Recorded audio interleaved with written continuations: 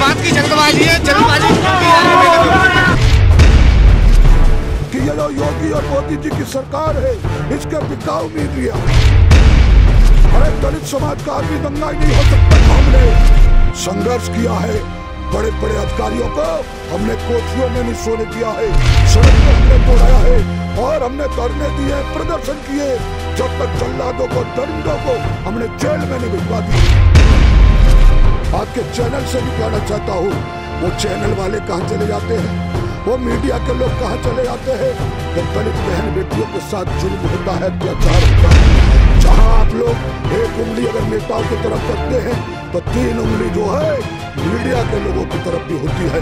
इसलिए आपको भी निर्भीक होकर, निष्पक्ष होकर आपको आवाज बुलंद करना चाहिए।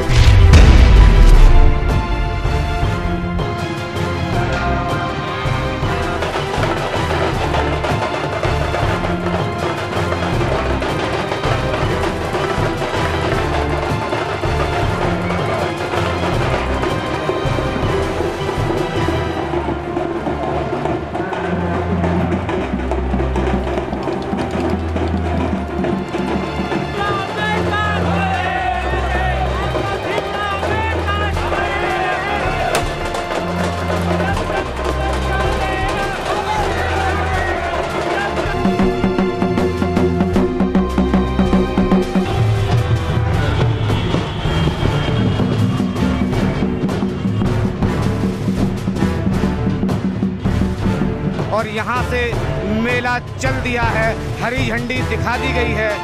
आप मेरे पीछे देख रहे हैं, यहाँ आपको मेला दिख जाएगा जो कि पूरी तरह से हरी झंडी दिखाई जा रही है, मीडिया कवरेज कर रही है।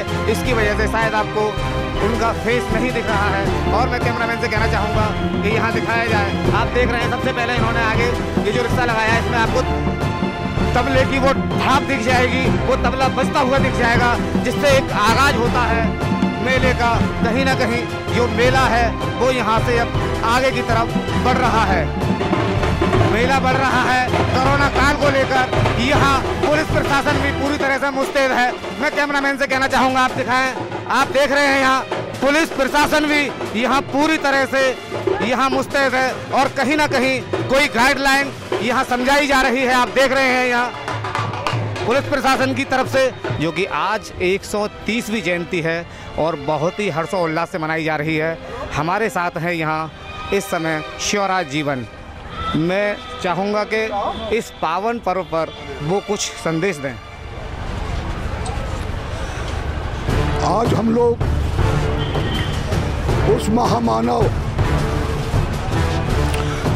जिनको पूरा भारत ही नहीं विश्व जानता है, ये भारत रत्न नहीं विश्व रत्न, हमारा पूरा जीवन बाबा साहब के बताए रास्ते पे चले हैं। आज के पावन पर्व पर मैं कहना चाहता हूँ, उसी तरीके से मेरे मित्रों, मेरे साथियों, आज से 130 साल पहले जब महान छुआछूत थी, जब हम लोग पढ़ नहीं सकते थे, जो व्यक्ति पढ़ता था उसकी आंख फोड़ दी जाती थी, अच्छी ज्ञान की बात करता था जिब्बियां काट दी जाती थी, और अच्छी ज्ञान की बात सुनता था तो उसके कान के अंदर शीशा पिघल कर डाल दिया जाता था। उस जमाने में जो आप कोई कल्पना नहीं कर सकता, झोपड़ी के अंदर एक दलित माँ एक छोटे से नन्हे से मुन्ने से बच्चे को जन्म देती और वो बच्चा बड़ा होकर मानव कल्याण करते करते इस संसार में भारत का संविधान रचेता, महामानव, महाज्ञानी पूरे विश्व में कोई कहलाएगा तो हम गर्व से कह सकते हैं बाबा भीमराव अम्बेडकर साहब। बाबा साहब अमर रहे। मैं नेताजी आपसे एक बात और पूछना चाहूँगा, जब जब चुनाव आते हैं बड़े बड़े नेता दलितों का सहारा लेकर दलितों के ऊपर राजनीति करते हैं, लेकिन जब दलितों के ऊपर अत्याचार होता है तो कहीं ना कहीं वही नेता किनारा लेकर निकल जाते हैं। आप ऐसे नेताओं को क्या संदेश देना चाहोगे? आप बेहतर तरीके से जानते हैं स्वराज जीवन को। मैं बहुत सौभाग्यशाली हूँ, मैं 68 साल का हूँ और इन 68 साल में जहाँ जहाँ भी जुल्म और अत्याचार हुए, चाहे वो दलित समाज का व्यक्ति हो, चाहे वो कोई भी गरीब समाज का व्यक्ति हो, चाहे वो ब्राह्मण हो, ठाकुर हो, कन्या हो, इस अलीगढ़ की पावन धरती पर हमने संघर्ष किया। हम कांग्रेस के राष्ट्रीय सचिव रहे हैं, भारत सरकार के मंत्री भी रहे हैं, लेकिन उन लोगों को यह कहना चाहता हूं जो दलित समाज में पैदा होने के बाद और दलितों के ऊपर जब जुल्म होता है, जब वो चुप बैठ जाते हैं तो उनको चुल्लू भर पानी में ऐसों को डूब के मर जाना चाहिए। दूसरा चीज यह कहना चाहता हूँ अपने दलित समाज से, बहुजन समाज के लोगों से यह कहना चाहता हूँ, गुजारिश करना चाहता हूँ, उन लोगों को चिन्हित करो जो अकराबाद के अंदर एक बेटी के साथ रेप होता है, उसकी हत्या की जाती है। कहां चले जाते हैं दलित नेता? जब फूलवाड़ी कांड के अंदर जब हाथरस की बेटी के साथ रेप होता है, 3-3 4-4 दरिंदे उस बेटी की जिब्या को काटते हैं, उसकी हत्या करते हैं, तो दलित नेता कहां चले जाते हैं? ऐसे नेताओं का पूरे समाज को, बहुजन समाज को बहिष्कार करना चाहिए, उनको बेनकाब करना चाहिए कि दलितों के नाम पर ऐसे लोग कलंक है। कि जब भी कोई बात आई है दलितों की, चाहे वो कोई बहुजन समाज के किसी भी अंग की, चाहे वो हाई कास्ट के गरीब आदमी की, हमने संघर्ष किया है। बड़े बड़े अधिकारियों को हमने कोठरियों में नहीं सोने दिया है, सड़क पे हमने दौड़ाया है और हमने धरने दिए, प्रदर्शन किए, जब तक जल्लादों को, दरिंदों को हमने जेल में नहीं भिजवा दिया है। हम चैन से नहीं बैठे हैं। हाथरस का कांड गवाह है कि पूरे भारत में आपने देखा कि ये लोग योगी और मोदी जी की सरकार है, इसके बिकाऊ मीडिया, इसका चैनल, वो चैनल जो दंगा कराते हैं, दंगाई हम लोग नहीं है। अरे दलित समाज का आदमी दंगाई नहीं हो सकता। हम लोगों ने अपने खून के एक कतरे से भारत की एकता को शरीर सींचा है। ये भारत हमारा भारत है, ये भारत तुम्हारा भारत नहीं है। इस भारत माँ की रक्षा किसी ने की है तो हम गर्व से कह सकते हैं दलित समाज ने की है, बहुजन समाज ने की है। और जब तक हमारे समाज का एक भी बच्चा जिंदा है, जब तक हमारे समाज का एक भी बुजुर्ग जिंदा है, हम चाहे वो अलीगढ़ हो या भारत का कोने का किसी भी क्षेत्र का व्यक्ति हो, कन्याकुमारी से लेकर कश्मीर की घाटी तक, हिमाचल की चोटी से लेकर बंगाल की खाड़ी तक, पूरब पश्चिम उत्तर दक्षिण चारों दिशाओं में अगर बहुजन समाज का आदमी है तो दंगाई नहीं है। हम एकता रखते हैं, शांति बनाते हैं, सद्भावना बनाते हैं। हर जाति धर्म के लोगों का अगर कोई सम्मान करता है तो हम गर्व से कह सकते हैं बहुजन समाज के लोग करते हैं। आज बाबा साहब के 130वां जयंती है। अलीगढ़ में सबसे भव्य और विशाल बाबा साहब का यह मंदिर है। मंदिर का मतलब पार्क है। आपके चैनल से भी कहना चाहता हूँ, वो चैनल वाले कहाँ चले जाते हैं, वो मीडिया के लोग कहाँ चले जाते हैं? जब दलित बहन बेटियों के साथ जुल्म होता है, अत्याचार होता है, जहाँ आप लोग एक उंगली अगर नेताओं की तरफ करते हैं तो 3 उंगली जो है मीडिया के लोगों की तरफ भी होती है। इसलिए आपको भी निर्भीक होकर, निश्चित होकर आपको आवाज बुलंद करना चाहिए। इस पावन धरती पर आज के शुभ अवसर पर मैं अम्बेडकरवादियों को, जितने भी अम्बेडकरवादी हैं, इन तमाम साथियों को जय भीम करता हूं। और आज बड़ा पवित्र दिन है, लेकिन चूंकि विश्व में कोरोना जैसी महासंकट, महामारी छाई हुई है, तो जो भी सरकार की गाइडलाइन है, जो भी जिला हमारे जो अध्यक्ष है, मेला अध्यक्ष, जो भी हमारी कमेटी है, जो रूट को तय करेगी, जो रूट को चलेगी, उसमें उसी तरीके की गाइडलाइन को लेकर चले, शांति बना के रखे, एकता बना के रखे। और एकता और शांति में जो मजा है वो किसी में भी मजा नहीं है।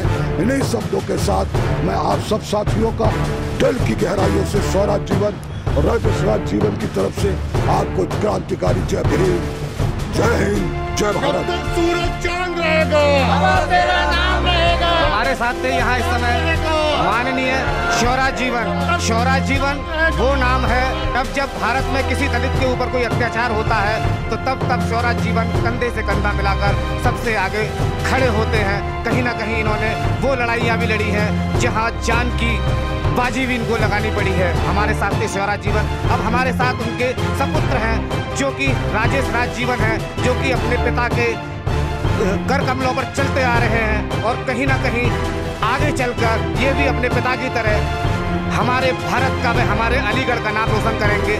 मैं पूछना चाहूँगा उनसे, इस समय 130वीं जयंती है, 30वीं जयंती पर शहर की जनता के लिए क्या संदेश देना चाहेंगे? बाबा साहब ने जो सपना देखा था, सपना ये देखा था समानता इस हिंदुस्तान के अंदर लोग ये कहते हैं कि बाबा साहब दलितों के लिए, उत्थान के लिए पैदा हुए, लेकिन उससे ज़्यादा सत्य यह है बाबा साहब ने दलितों के लिए तो करा ही करा। हिंदू हो, मुसलमान हो, सिख हो, ईसाई हो, हर जाति धर्म को आगे बढ़ाने का काम अगर किसी ने किया तो हम बड़े गर्व के साथ कह सकते हैं हमारे ही खून, हमारे ही महापुरुष बाबा साहब ने किया। और सती प्रथा किसी ने खत्म की तो हम बड़े गर्व के साथ कह सकते हैं बाबा साहब ना होते, बाबा साहब का संविधान ना होता तो आज भी हमारी बहन बेटियों को अपने पति की चिताओं पर जबरन जला रहे हम होते। आज भी हमारी जितने भी बहनें आज जो मुख्यमंत्री बन गई हैं, आज जो नारी शक्ति जो देश के सर्वोच्च पद पे भी पाटिल ऐसी हमारी राष्ट्रपति बन गई हैं, आज मीरा कुमार ऐसी लोकसभा की स्पीकर बन गई हैं। आज हिंदुस्तान के अंदर जहां भी नारी शक्ति को अगर ताकत किसी ने दिया है, नारी शक्ति को अगर बुनियादी ढांचों खड़ा किसी ने किया है, हिंदू, मुस्लिम, सिख, ईसाई आपस में है, भाई भाई का नारा को अगर बुलंद किसी ने किया है तो हम बड़े गर्व के साथ कह सकते हैं कि बाबा साहब पूजने बाबा साहब के संविधान के तहत हम सब लोगों ने किया है। अगर बाबा साहब का संविधान ना होता देश की आजादी के बाद तो आज देश कहीं से कहीं हो रहा होता। आज हिंदुस्तान के अंदर जो भी उत्तर प्रदेश हो या देश के अंदर जो भी सरकारें बनती आ रही हैं और सरकार के माध्यम से जो भी सुविधाएं जनहित में हर व्यक्ति को मिलती हैं, अगर ये किसी की देन है तो बाबा साहब की देन है। मैं तमाम बाबा साहब के अनुयायी को और हिंदू, मुस्लिम, सिख, ईसाइयों से निवेदन ये करता हूँ, बाबा साहब का सपना था समानता, बाबा साहब का सपना था एकता, बाबा साहब का सपना था जुल्म अत्याचार के खिलाफ हम सबको आवाज बुलंद करने का, और बाबा साहब का सपना था कि एक दिन ऐसा आएगा कि जितने भी शूद्र हैं, जितने भी बैकवर्ड हैं, जितने भी माइनॉरिटी हैं और जुल्म अत्याचार से सताए हुए लोग हैं, मेरे संविधान के तहत वो लोग जिनकी अपेक्षा की जाती है, जिनको दरकार की जाती है, जिन पर अत्याचार किया जाता है, एक दिन आएगा वो देश के प्रधानमंत्री भी होंगे। हम सबसे अनुयायी है, हम सब बाबा साहब के अनुयायी है और बाबा साहब के बताए रास्ते पे चलना है, एकता के साथ, भाईचारे के साथ, जब तक सूरज चांद रहेगा तेरा नाम रहेगा। ये थे हमारे साथ अलीगढ़ के जाने माने वो नेता जिन्होंने दलितों की लड़ाई बहुत ही दम से लड़ी है। बने रहिए हमारे साथ। मैं हैप्पी राजा, आज का सच।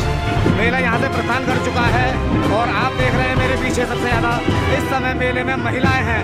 मैं पूछना चाहूंगा किस बात की जल्दबाजी है, जल्दबाजी क्यों की है मेले में? जल्दबाजी नहीं, प्रशासन ने यही टाइम दिया था हमें 4 बजे। प्रशासन ने किस वजह से ये टाइम दिया था?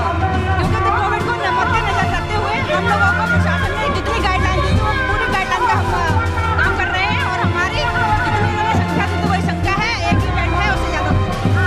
कहीं ना कहीं प्रशासन ने जो समय दिया था 4 बजे का और कम संख्या का, इसी वजह से इस मेले का जो समय है वो इन्होंने 4 बजे से जो समय रखा गया था उसी के समय अनुसार इस मेले को यहाँ से निकाला गया है।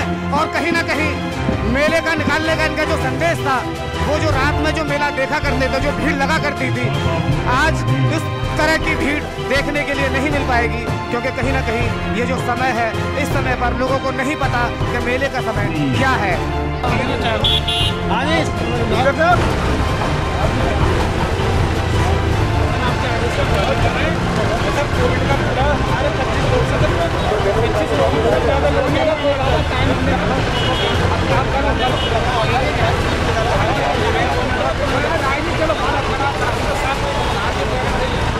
यहाँ अभी मेला को लेकर कुछ कहासुनी हो रही थी, प्रशासन से नोकझोंक हो रही थी।